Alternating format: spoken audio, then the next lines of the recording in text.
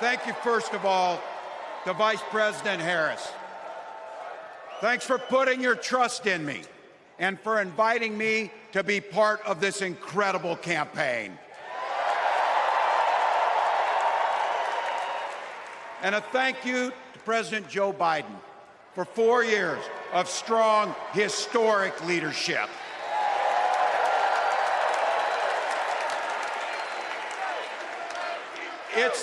It's the honor of my life to accept your nomination for Vice President of the United States.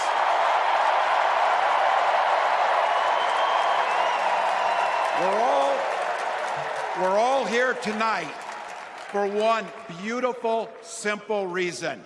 We love this country. So thank you to all of you here in Chicago and all of you watching at home tonight. Thank you for your passion. Thank you for your determination. And most of all, thank you for bringing the joy to this fight.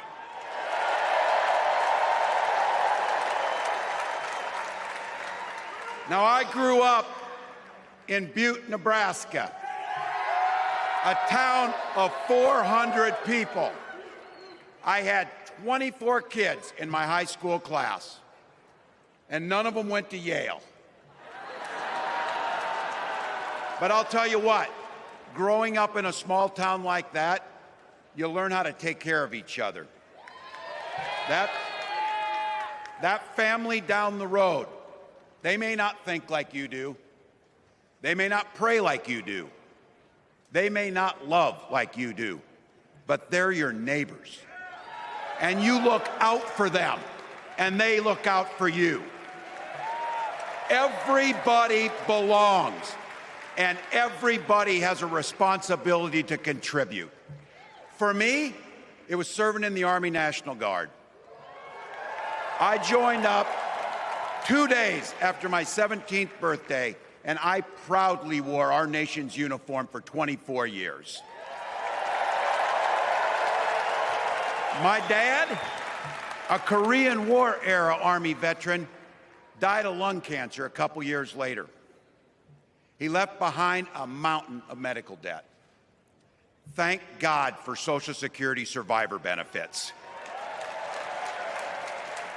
And thank God for the GI Bill that allowed my dad and me to go to college, and millions of other Americans. Eventually, like the rest of my family, I fell in love with teaching. Three out of 4 of us married teachers. I wound up teaching social studies and coaching football at Mankato West High School. Go Scarlets! We ran a 44 defense. We played through to the whistle on every single play, and we even won a state championship. Never closed the yearbook, people. But it was those players and my students who inspired me to run for Congress. They saw in me what I had hoped to instill in them, a commitment to the common good, an understanding that we're all in this together, and the belief that a single person can make a real difference for their neighbors. So there I was, a 40-something high school teacher with little kids, 0 political experience, and no money, running in a deep red district. But you know what? Never underestimate a public school teacher. Never.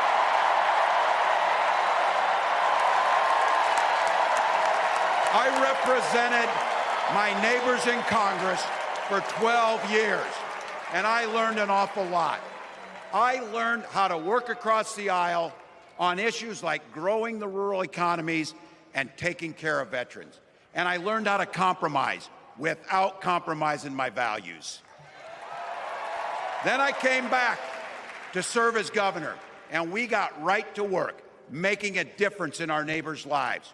We cut taxes for the middle class. We passed paid family and medical leave. We invested in fighting crime and affordable housing.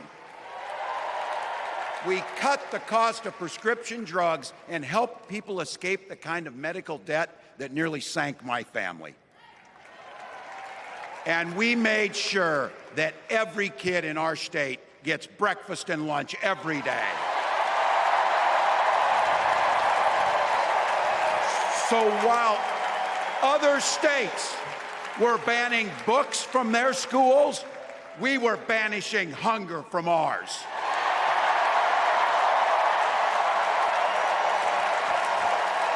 We also protected reproductive freedom because in Minnesota, we respect our neighbors and the personal choices they make. And even if we wouldn't make those same choices for ourselves, we've got a golden rule. Mind your own damn business.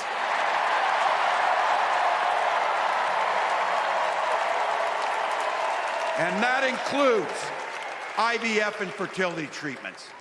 And this is personal for Gwen and I. If you've never experienced the hell that is infertility, I guarantee you, you know somebody who has. And I can remember praying each night for a phone call, the pit in your stomach when the phone had rang, and the absolute agony when we heard the treatments hadn't worked. It took Gwen and I years, but we had access to fertility treatments. And when our daughter was born, we named her Hope. Hope, Gus, and Gwen, you are my entire world, and I love you.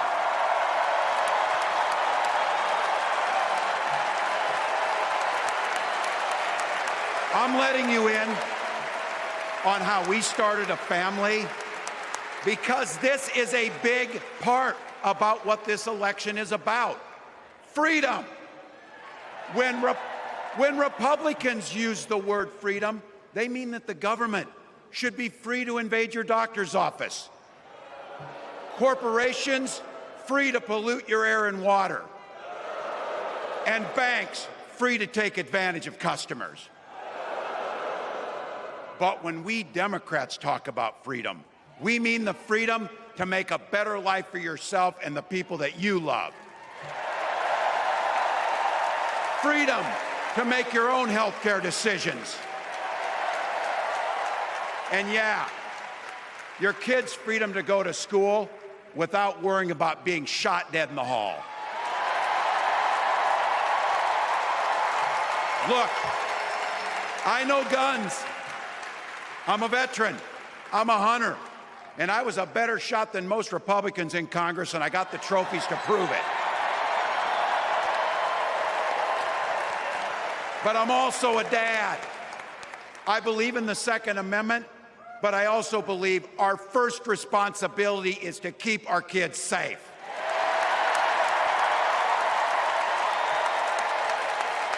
That's what this is all about. The responsibility we have to our kids, to each other, and to the future that we're building together, in which everyone is free to build the kind of life they want. But not everyone has that same sense of responsibility. Some folks just don't understand what it takes to be a good neighbor. Take Donald Trump and J.D. Vance. Their Project 2025 will make things much, much harder for people who are just trying to live their lives. They spent a lot of time pretending they know nothing about this. But look, I coached high school football long enough to know, and trust me on this, when somebody takes the time to draw up a playbook, they're going to use it.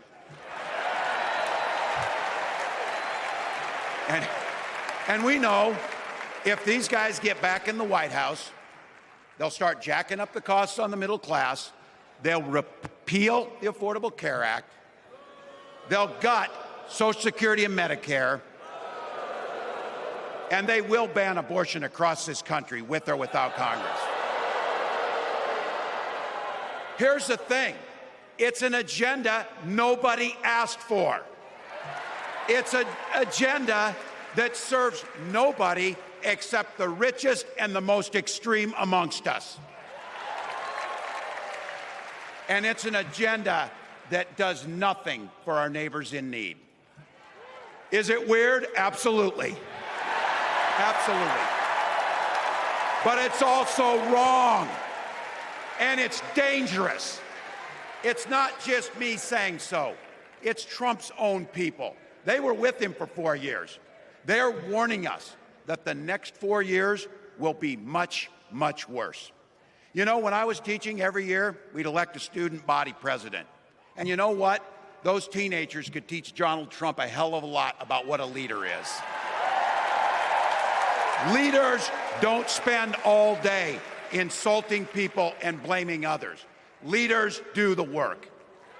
So I don't know about you, I'm ready to turn the page on these guys.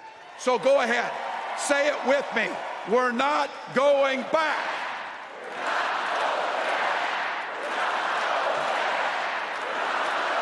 We've got something better to offer the American people. It starts with our candidate, Kamala Harris. From her first day as a prosecutor, as a district attorney, as an attorney general, as a United States senator, and then our vice president, she's fought on the side of the American people. She's taken on the predators and fraudsters. She's taken down the transnational gangs, and she stood up to powerful corporate interests. She has never hesitated to reach across that aisle if it meant improving your lives. And she's always done it with energy, with passion, and with joy. Folks,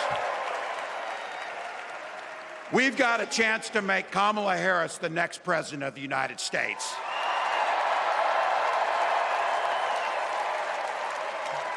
But I think we owe it to the American people to tell them exactly what she'd do as president before we ask them for their votes. So here, this is the part, clip and save it and send it to your undecided relatives so they know. If you're a middle-class family or a family trying to get into the middle class, Kamala Harris is going to cut your taxes. If you're getting squeezed by prescription drug prices, Kamala Harris is going to take on Big Pharma. If you're hoping to buy a home, Kamala Harris is going to help make it more affordable.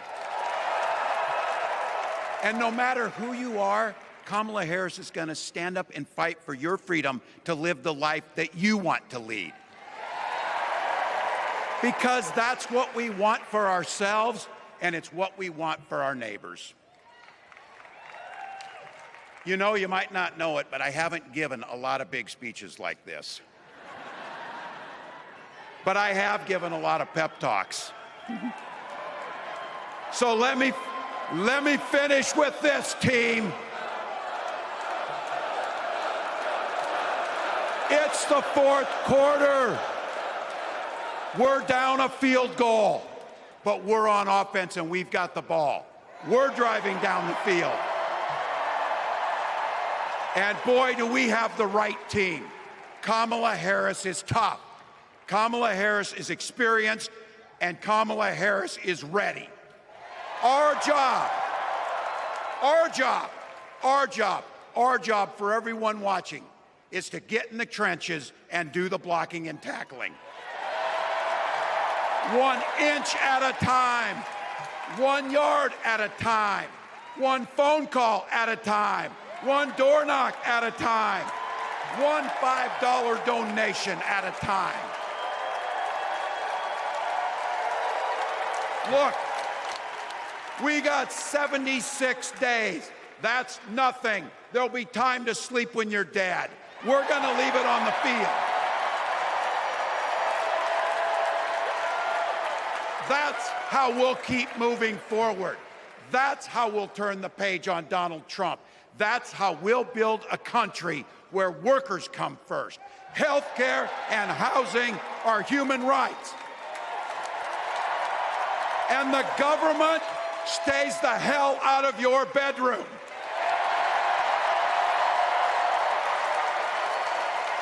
That's how we make America a place where no child is left hungry, where no community is left behind, where nobody gets told they don't belong. That's how we're gonna fight.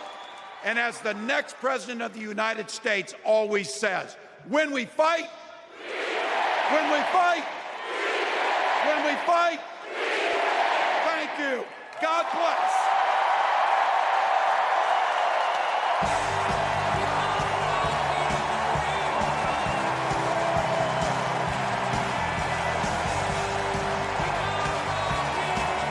Thanks for watching. Stay updated about breaking news and top stories on the NBC News app or follow us on social media.